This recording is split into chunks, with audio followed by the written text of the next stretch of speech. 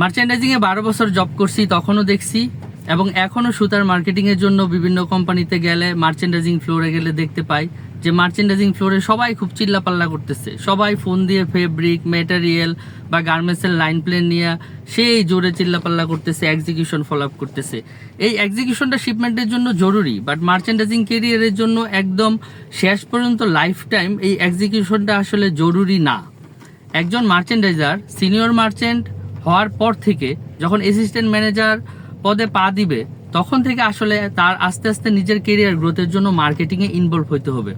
যখন কেউ একটা নতুন কোম্পানিতে চাকরিতে যাবে, মালিকের সামনে বসবে, মালিক তাকে জিজ্ঞাসা করবে না যে তুমি কি পরিমাণ চিল্লাচিল্লি করছো ফেব্রিক টিমের সাথে, বা তুমি কি সবসময় ম্যাটেরিয়াল ঢুকাও নাকি অন টাইমে, বা তোমার এক্সিকিউশন বা ফলো আপ কতটা স্ট্রং।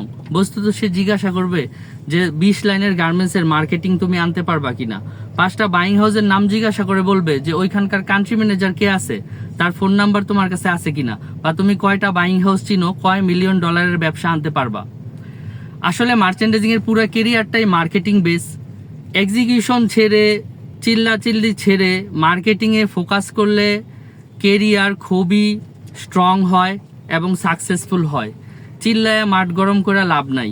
সেটা ছোটবেলা অ্যাসিস্ট্যান্ট মার্চেন্ডাইজার বা মার্চেন্ডাইজারদেরকে মানায়, বাট লং রানে অ্যাসিস্ট্যান্ট ম্যানেজার পোস্টের পর থেকে আসলে মার্কেটিংটাই মার্চেন্ডাইজিং কেরিয়ারের মূল ভিত্তি। আমি বুটেক্সের 30তম বেসের 2টা বড় ভাইকে খুব ক্লোজলি চিনি।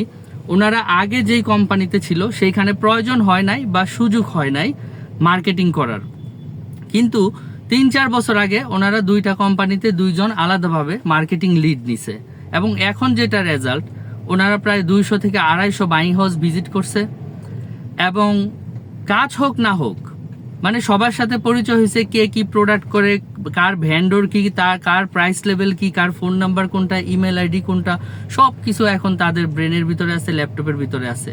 এবং কোম্পানির সেল বাড়াইছে, 10 লাইন থেকে 70 লাইনে নিছে, 8 মিলিয়নের ব্যবসাকে 40 মিলিয়নের ব্যবসাতে নিছে। ওনারাও এই কোম্পানিতে সারা জীবন থাকবে না, কিন্তু হয়তো বা আর 3-4 বছর পরে ওনারা যখন অন্য আরেকটা কোম্পানিতে যাবে, যখন সে মালিকের সামনে বসে বলবে যে আমি 250 বাইং হাউসে গেছি, সবার সাথে আমার রিলেশন আছে, কান্ট্রি ম্যানেজারের সাথে আছে, ফার্স্ট ম্যান সেকেন্ড ম্যানের সাথে আছে, কে কি প্রোডাক্ট করে, কি প্রাইসে কাজ করে, কোথায় কাজ করে, সব কিছু আমি জানি, তখন মালিক নড়ে চড়ে বসবে যে ঠিক আছে, বাজেট যদি আমার 3 লাখ হয়ও আমি এই ব্যাটারে 4 লাখ টাকা দিব, 1 লাখ টাকা বেশি দেব। কিন্তু মালিক তখন নড়ে চড়ে বসবে যে না, ওরে আমার দরকার।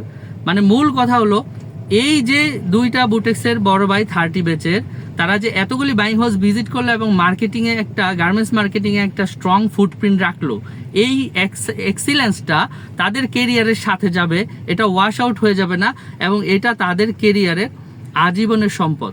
সুতরাং মার্চেন্ডাইজিং প্রফেশনে এক্সিকিউশনের চেয়ে মার্কেটিংয়ের গুরুত্বটা অনেক গুণ বেশি, 10-15 গুণ বেশি।